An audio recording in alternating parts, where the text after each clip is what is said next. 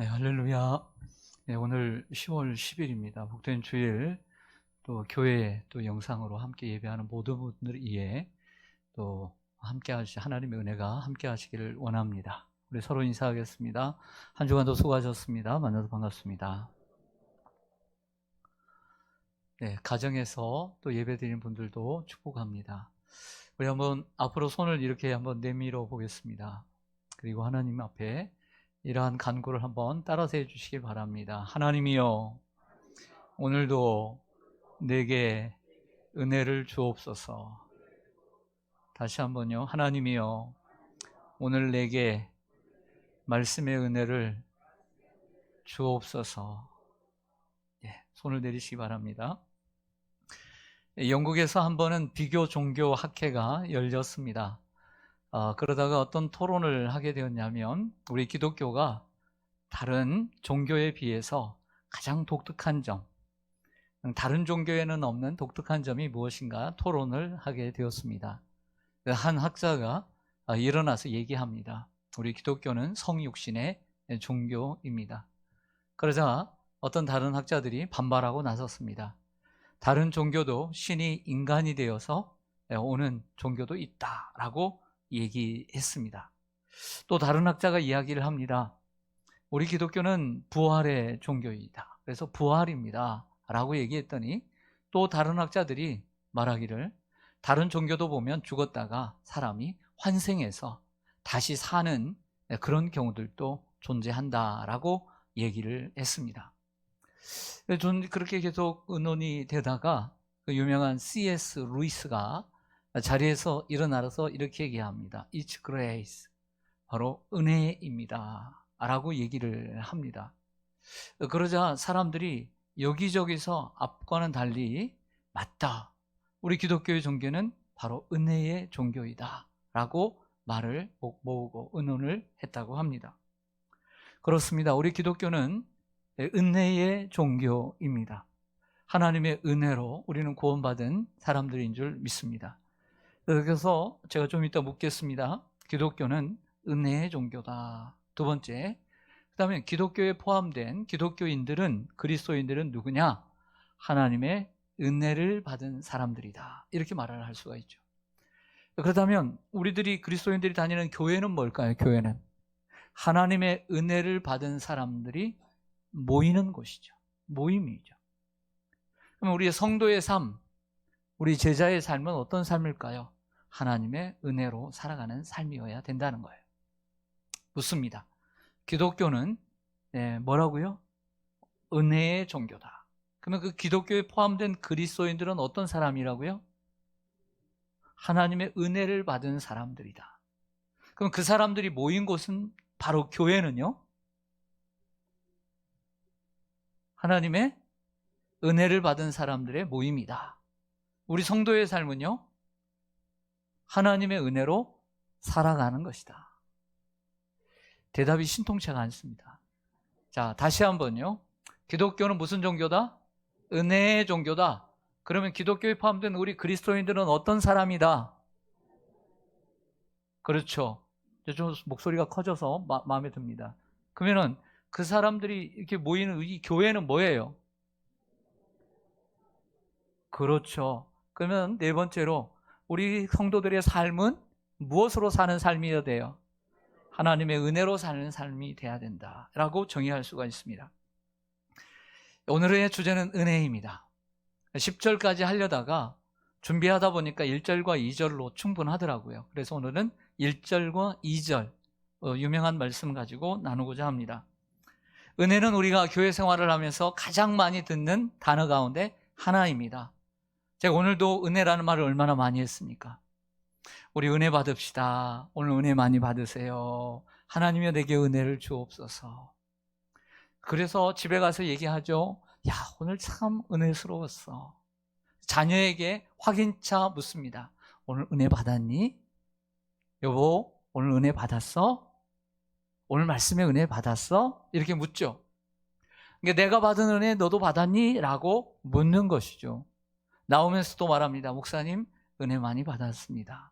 오늘 참 찬양의 은혜가 넘쳤어 라고 하면서 은혜라는 얘기를 많이 합니다. 여러분, 은혜를 받은 사람과 은혜를 받지 못한 사람의 차이가 있습니다. 은혜를 받은 사람과 은혜를 받지 못한 사람의 아주 단편적이고 쉬운 것은 얼굴입니다. 얼굴 보면 그 사람이 은혜를 받고 사는지 요즘 자기 욕심에 살아가는지 볼 수 있습니다. 모세가 하나님을 만나고 시내산에서 내려올 때 얼굴에 광채가 났습니다. 사람들은 볼 수 없어서 수건을 썼습니다. 하나님을 만나는 사람은 은혜롭습니다. 그래서 이런 찬양이 있지 않습니까? 찬양이 언제나 넘치면 얼굴이 은혜로 환해요. 성령의 충만한 모습을 서로가 느껴요. 은혜 받았느냐? 얼굴 보면 압니다. 요즘 은혜스럽지 않는 분들, 이 시간 이 말을 듣고 살살 얼굴을 피시는 분들이 있는데 좋은 현상이라고 생각합니다.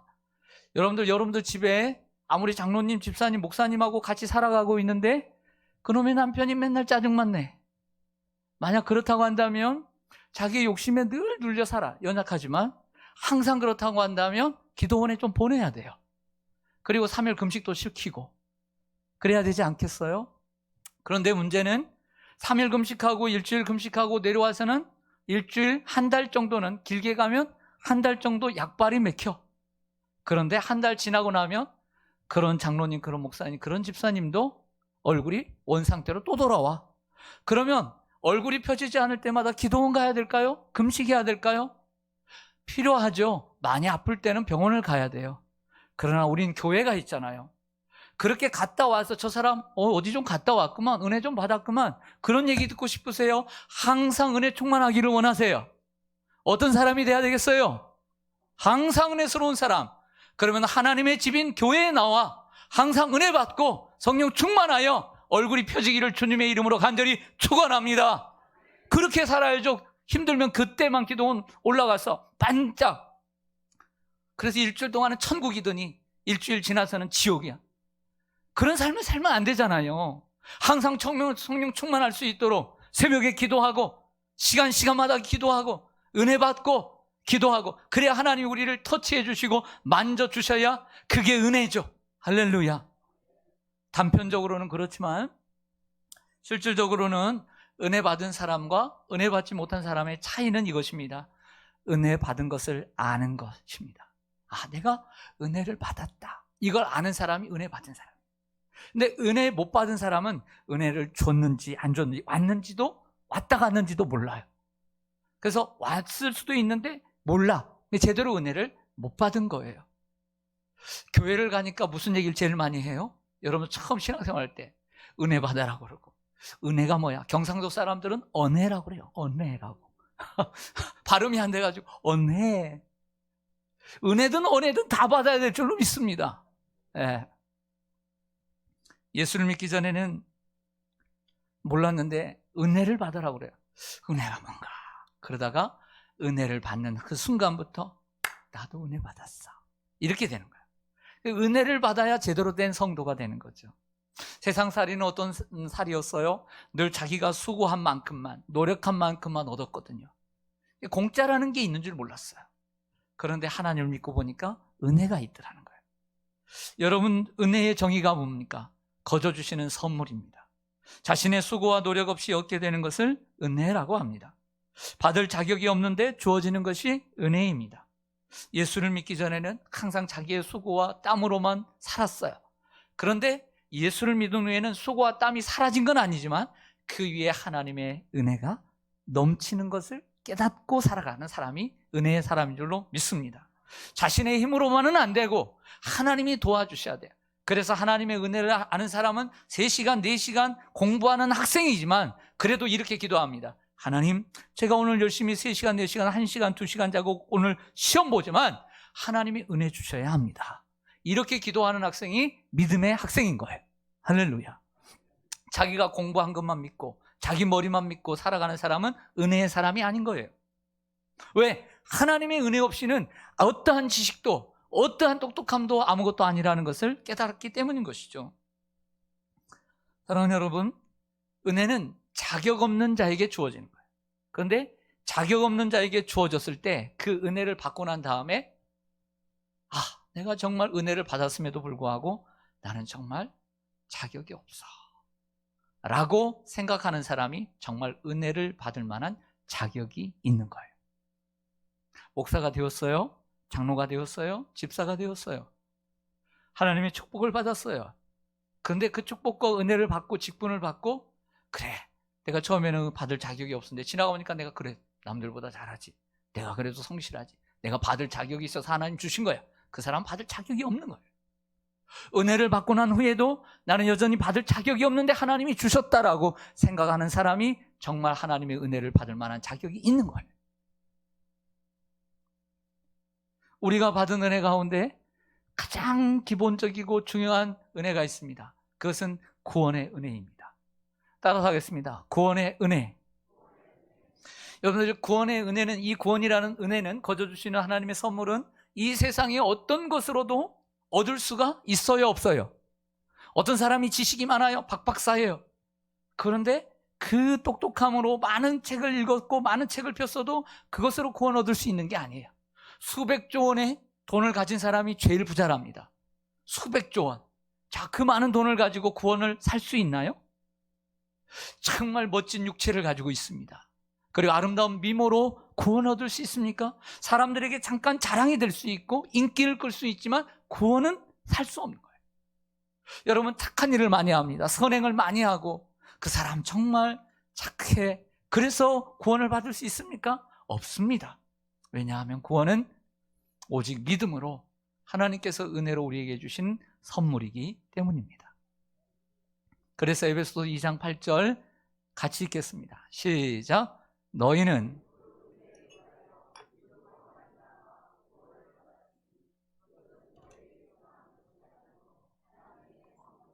아멘. 우린 여기서 이 노란색 글씨 4개를 하나도 빠지지 않고 알고 있어야 제대로 된 구원이 선물이라는 걸 알 수 있습니다. 우리가 믿음으로 구원을 얻지만 그 우리가 가진 믿음도 하나님이 은혜로 주신 거예요. 그래서 믿음을 갖게 된 거예요. 그 은혜가 먼저고, 그 다음에 믿음을 가질 때 우리가 구원을 얻게 되는데, 이걸 종합적으로 종합 세트로 하나님의 선물이다, 사람의 행위에게서 난 것이 아니다, 이게 구원이라고 말을 하고 있습니다. 하지만 하나님께서 우리에게 은혜로 주셨지만 하나님께서는 가장 비싼 대가를 치르시지 않았어요. 하나밖에 없는 외아들을 우리 인간의 모습으로 내어 보내주셨고, 예수님은 온전히 순종함으로 십자가에 못 박혀 죽으심으로 그 희생으로 말미암아 우리에게 구원의 은혜를 예배해 주셨습니다. 너무나 값진 희생을 치르고 주신 은혜이기에 우리는 이 은혜를 헛되이 받지 말아야 될 줄로 믿습니다. 그런데 인생의 아이러니는 우리가 돈을 주고 내가 땀을 흘려서 부모에게서 받은 게 아니라 내가 땀을 흘려서 얻은 돈은요, 아까운 줄 알아요. 하지만 부모가 준 돈은 그렇게 아깝게 생각지가 않아요. 여러분, 제가 이거 입는 옷 12년 됐습니다. 한 20-30만 원 주고 샀을 거예요. 그래서 너무나 귀해서 여기저기 꼬맸지만 아직 한 번이라도 더 입으려고 버리지 않아요. 제가 돈으로 샀기 때문에 귀한 거예요. 그런데 문제는 돈으로 사지 않았다고 해서 우리는 너무 가벼이 여기는 것들이 많아요. 아침에도 우리는 수돗물을 계속 틀어놓습니다. 수돗물을 틀어놓고 양치질합니다. 계속 물은 셉니다. 얼마나 감사해요. 이런 나라에서 살 수 있다는 거, 마음껏 목욕할 수 있는 물이 있다는 거 얼마나 감사해요. 그러나 그러는 수돗물 쐬는 데지만 감사치 않아요. 여러분, 공기 생각해 보십시다. 이 아름다운 공기, 공짜라서 우리는 감사를 못해요. 하지만 공짜가 언제나 귀한 거예요. 부모님의 은혜를 생각해 봅시다. 부모님의 은혜, 내가 돈으로 산 게 아니에요. 그렇죠? 그런데 그렇기 때문에 감사를 모르는 거야. 감사를 모르는 거야. 이렇게 생각해 보면 결국 은혜라는 것이 돈으로 살 수 없는 가장 가치 있다는 것을 우리가 깨달아야 돼요. 하나님의 은혜도 마찬가지예요. 하지만 하나님의 입장에서는 가장 값비싼 대가를 치르고 우리에게 주신 것이 구원이고 은혜인 줄로 믿습니다. 우리가 하나님의 은혜로 구원을 받으면 3가지 플러스 축복이 따라옵니다. 영접하는 자, 곧 그 이름을 믿는 자들에게는 하나님의 무엇이 되는 권세를 얻어요. 모르는 분들이 있나 봐요. 다시요. 영접하는 자 곧 그 이름을 믿는 자들에게는 하나님의 자녀가 되는 권세를 주셨다 그랬어요. 자녀. 우리는 구원 얻게 되면 하나님의 자녀가 됩니다. 두 번째는 우리가 양자의 영을 받음으로 하나님을 아빠, 아버지라고 로마서 8장에 말씀해요. 아빠, 아버지라고 부르게 돼요. 아버지라고 부르게 됩니다. 세 번째는 거기에 함께 내 아버지 앞에 무엇이든지 구할 수 있는 특권을 얻게 돼요. 기도할 수 있는 권세를 얻게 됩니다. 다시요, 정리합니다. 우리가 하나님의 은혜로 믿음으로 말미암아 구원을 얻게 되었습니다. 그렇게 되면 따라오는 플러스 축복 세 가지. 첫째, 우리가 하나님의 뭐가 된다? 자녀가 된다. 그리고 둘째, 하나님은 우리의 누가 된다? 아버지가 된다. 세 번째, 그러므로 우리 자녀이기 때문에 우리 아빠에게 무엇이든지 뭐 할 수 있다? 구할 수 있고 기도해야 되고 교제해야 되고 대화해야 되는 것입니다. 그러므로 우리가 구원의 은혜를 받았으면 헛되이 받지 않기 위해서는 다시 역으로 생각하면 하나님의 자녀답게 살아야 해요. 그리고 하나님을 아버지로 인정하며 살아야 해요. 그리고 항상 내 멋대로 내 마음대로 살지 말고 하나님께 여쭈어 보며 하나님께 기도하며 하나님과 대화하며 하루하루 주님과 함께 주님을 의지하고 살아야 해요. 이게 구원받은 사람이 구원을 헛되이 받지 않는 길인 줄 믿습니다. 여러분, 우리가 구원을 받음에 있어서 은혜가 필요한 것처럼 사역에 있어서도 은혜가 필요하다는 것을 바울은 이야기합니다. 오늘 1절을 보시겠습니다. 고린도후서 6장 1절을 보면 우리가 하나님과 함께 뭐하는 자로서? 일하는 자로서 하나님과 함께 일을 한대요. 하나님과 함께 일을 해요. 이것을 동역자라고 얘기합니다. 사실은 하나님이 우리를 불러서 일꾼으로 삼으신 거죠. 우리가 하나님과 함께 일하는 자로서 너희를 권하노니 하나님의 은혜를 헛되이 받지 말라. 아멘. 이렇게 말합니다. 사도 바울은 자신과 동료들을 가리켜 뭐라고 얘기하냐면 하나님과 함께 일하는 자다라고 얘기를 해요. 얼마나 멋진 말이에요. 여러분들도 하나님과 함께 일하는 자가 되기를 소망합니다. 네덜란드에 축구 감독이 하나 있었습니다. 그의 이름은 거스 히딩크였습니다. 그가 우리 한국 국가대표팀의 감독으로 발탁이 되어서 오게 되었습니다. 그가 대표팀을 맡고 난 다음에 한국 축구의 혁명이 일어났습니다. 오랫동안 세계 축구의 변방이었던 한국이 세계의 중심에 서게 되었습니다.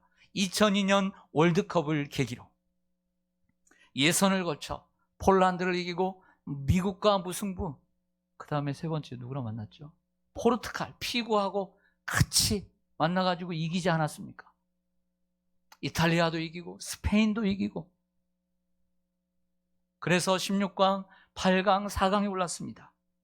전 국민을 열광시켰습니다. 다 같이 없는 집안에서도 빨간 티 하나 다 구입했습니다. 저희 집도 구입했습니다.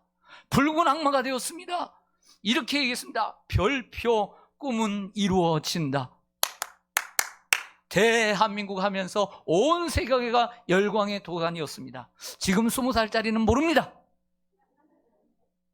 저는 그때 평내 아파트 단지 아래에서 돗자리를 펴놓고 이웃 주민들과 함께 어린애들을 옆에 두고 함께 응원을 했습니다. 여러분들도 2002년도에 어디서 어떻게 누구랑 함께 응원했는지 생생하게 기억날 줄로 믿습니다. 별로 생각이 안 나세요? 그때 만나서 연애하고 결혼한 사람도 있다는 뉴스도 많이 듣는데 그냥 너무 좋아서 옆에서 얼싸안고 그냥 연인이 되어버려가지고 결혼을 했다고 너무 좋아가지고 그런 얘기 들었잖아요. 얼마나 역사를 바꾼 이야기입니까? 이 월드컵으로 우리가 깊이 깨달은 것은 한 국가나 한 단체나 공동체를 이끄는 리더의 중요성이었습니다.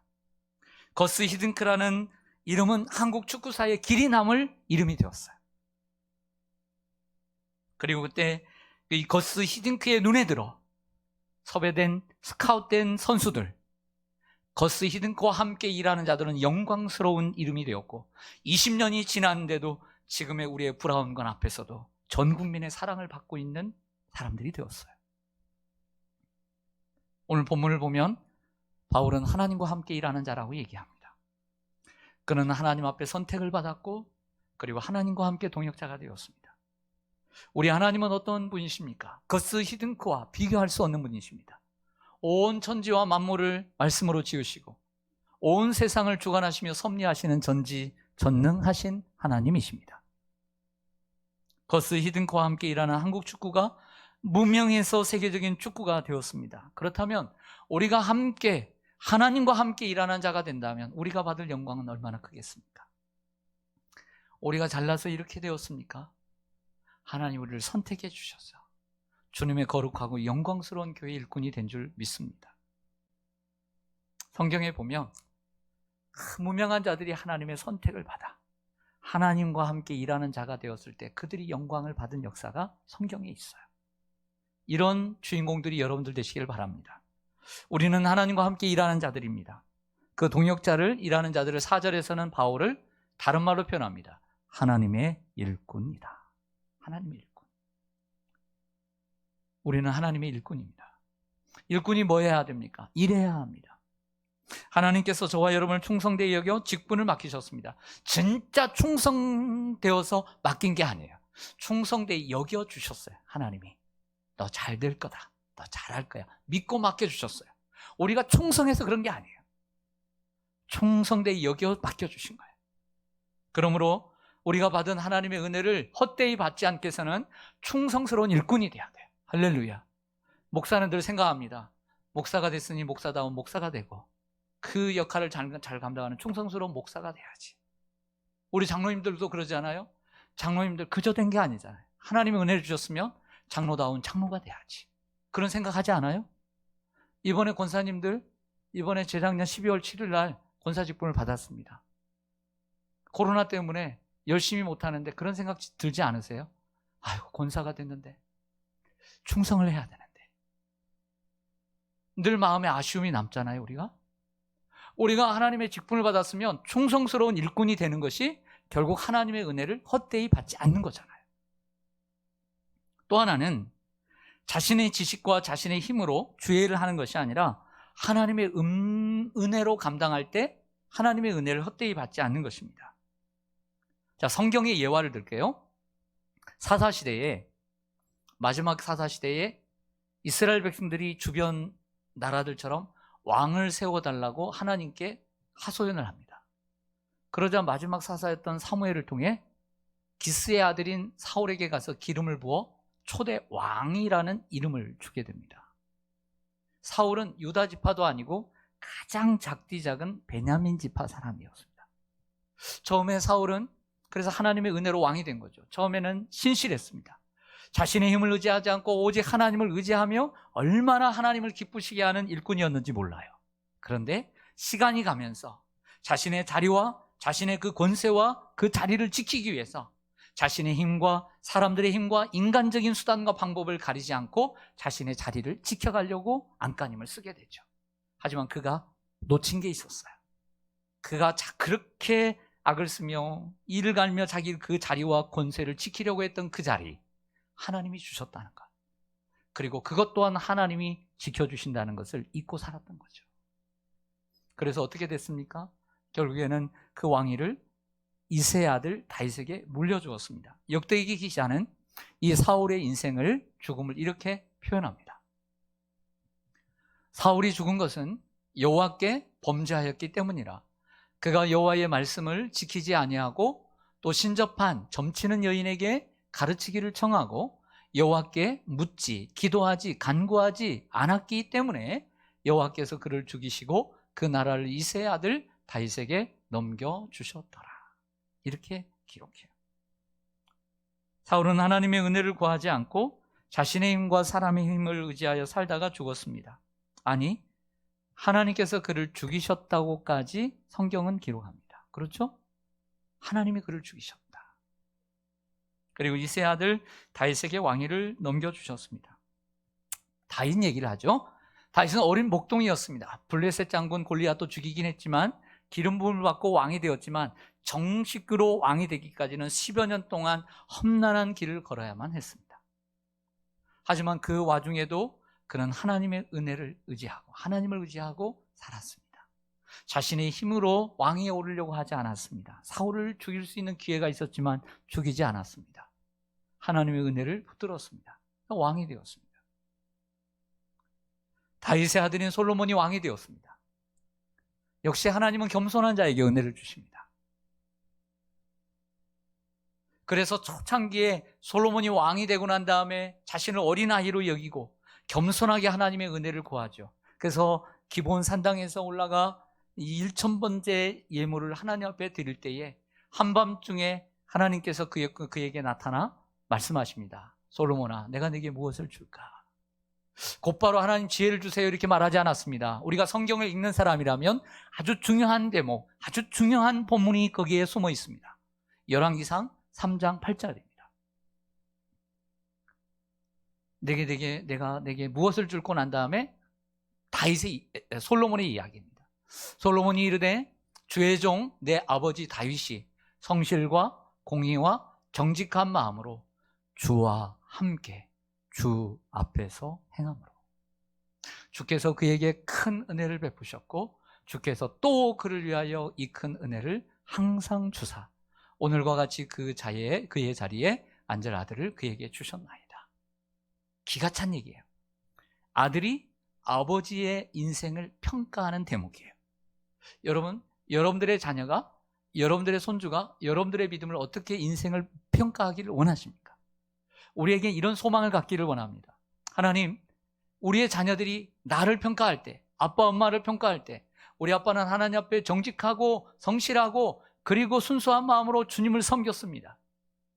그리고 주님과 함께 일하는 자였습니다. 그래서 하나님이 은혜를 주시고 큰 은혜를 주시고 은혜에 은혜를 주셔서 그의 삶을 인도해 주셨습니다. 정말 이러한 고백을 여러분들이 듣기를 원합니다. 다윗의 인생은 결국 하나님의 큰 은혜를 입은 인생이었습니다. 그리고 하나님과 함께 일하는 사람이었죠. 보세요. 주와 함께 주 앞에서 행했다라고 얘기를 합니다. 우리가 하나님의 일을 할 때 사역의 은혜도 주시지만 그 사역의 은혜를 주신 것으로 끝나지 않고 그 사역을 어떻게 감당해 나가느냐는 더 중요한 거죠. 대통령이 되는 게 중요합니까? 대통령을 어떻게 해 나가는 게 더 중요한 것처럼. 자, 이 단락에서 우리가 한 가지를 짚고 넘어가기를 원합니다. 그렇다면 지금 나는 하나님과 함께 일하는 자로서 나는 하나님을 의지하고 하나님의 얼굴을 바라며 그리고 하나님의 얼굴을 추구하면서 사역을 감당하는지 아니면 자신이 지금까지 쌓아온 경력으로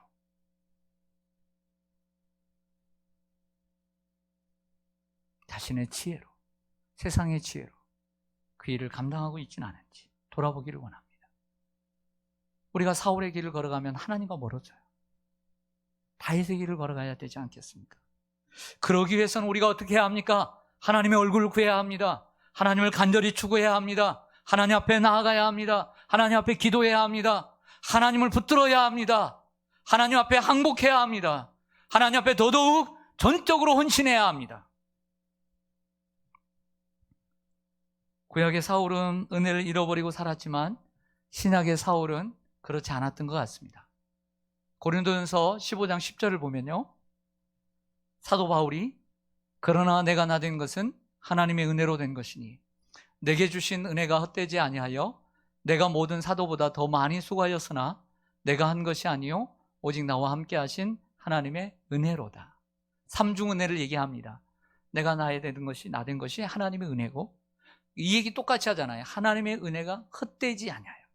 하나님의 은혜를 헛되이 하지 않는다는 것은 어떻게 하면 하나님의 은혜를 헛되이 하지 않는가? 세 번째 단락에서 말하죠. 내가 다른 사도들보다 더 수고하였으나 내가 한 것, 내 열심으로, 내 수고로, 내 땀으로 내가 똑똑해서 한 것이 아니라 그것 또한 나와 함께 하신 하나님의 은혜로다. 그런 자세를 가지고 주의 사역을 감당할 때 그것이 하나님의 은혜를 헛되이 받지 않는 거예요. 할렐루야.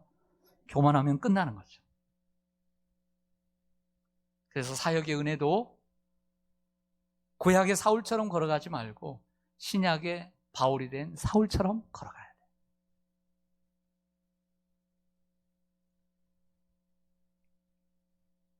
이러한 사역의 은혜가 여러분들에게 있기를 원합니다.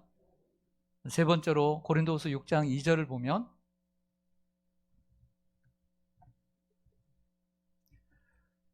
이렇게 얘기합니다. 이르시되 내가 은혜 베풀 때에 너에게 듣고 구원의 날에 너를 도왔다 하셨으니 보라 지금은 은혜 받을 만한 때요 보라 지금은 구원의 날이로다. 아멘. 참 유명한 말씀이죠.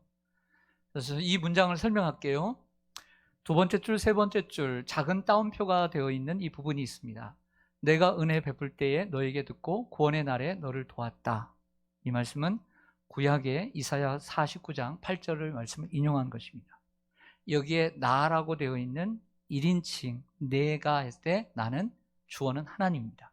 하나님이 은혜 베풀 때에 너에게 듣고 하나님이 구원의 날에 너를 도왔다. 하나님이 도와주셨다는 얘기를 하고 있는 거예요. 근데 그 마지막에 보라 지금은 은혜 받을 만한 때요 보라 지금은 구원의 날이로다. 이 본문은 사도 바울이 구약의 말씀을 가지고 이 말씀을 가지고 자기가 해석한 거예요. 누구를 위해서 해석했을까요? 성도들을 위해서 권면하기 위해서 만든 거예요. 라임이 얼마나 탁탁 맞습니까? 보라 지금은 은혜 받을 만한데요 보라 지금은 구원의 날이로다. 그의 문장이 얼마나 탁월한지 알 수 있는 본문입니다.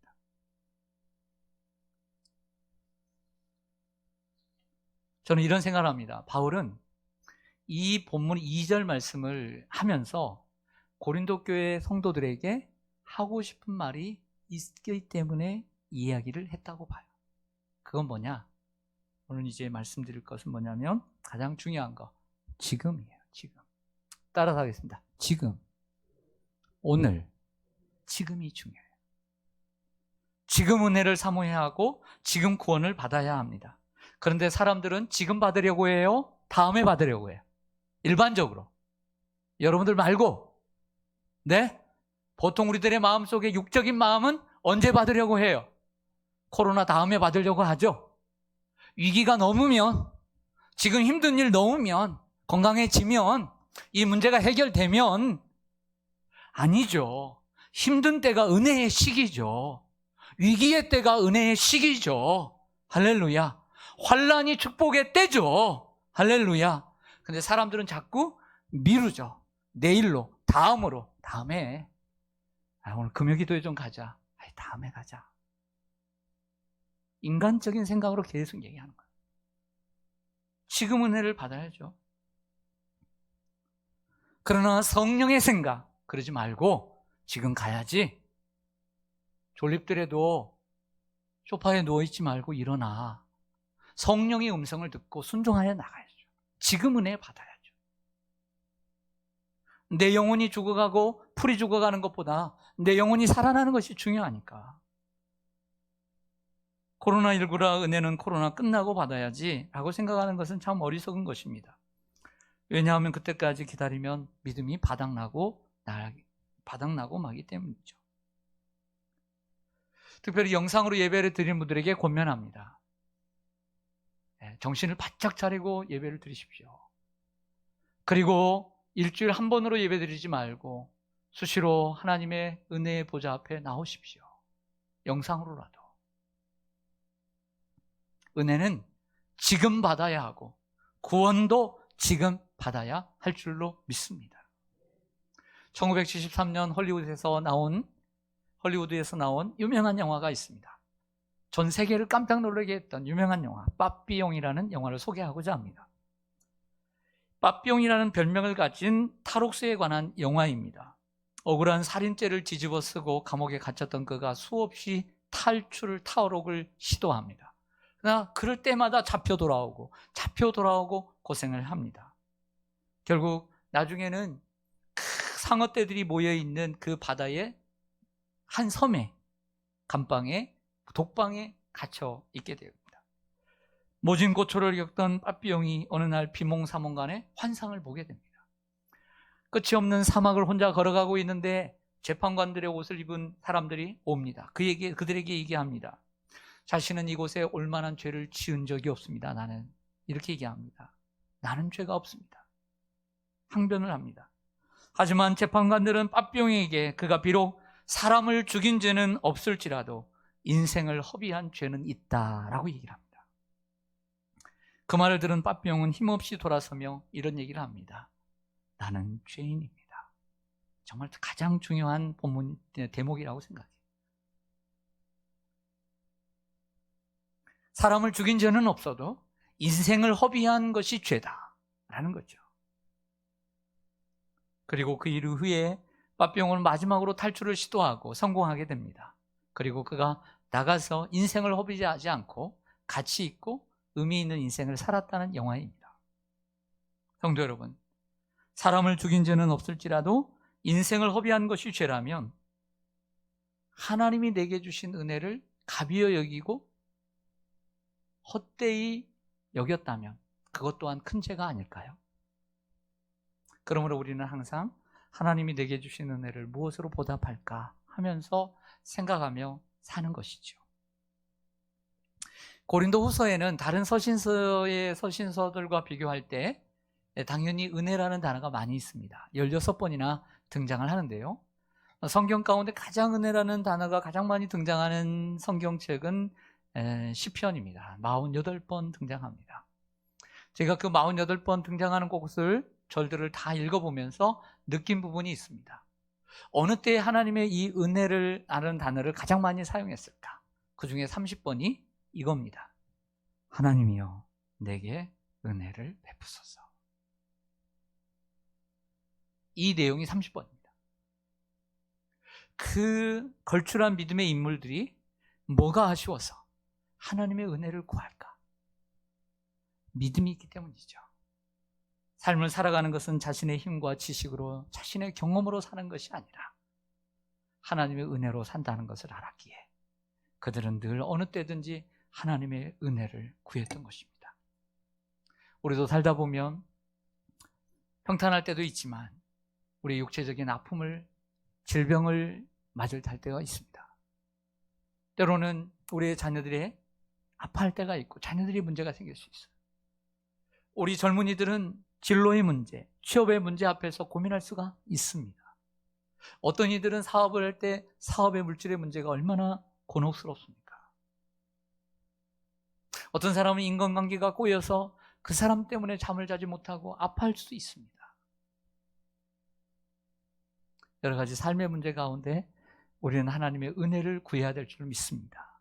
하나님의 은혜, 하나님의 은혜, 말로 할 수 없는 하나님의 은혜.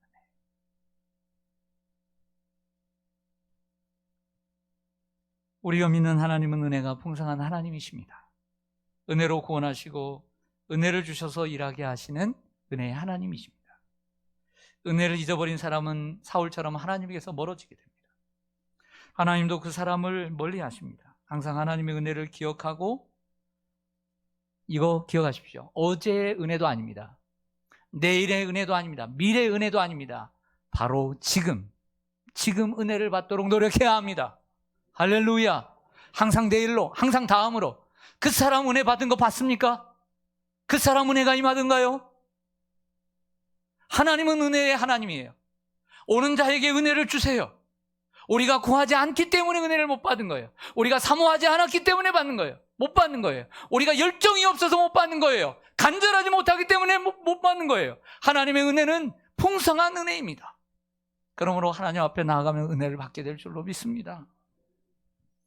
오늘 10절까지 다 말씀 안 했지만 그가 수많은 고난, 무엇 때문에 이겼겠어요? 하나님의 은혜로 환난을 이기고 가난을 이기고 고난을 이기고 핍박을 이겼습니다.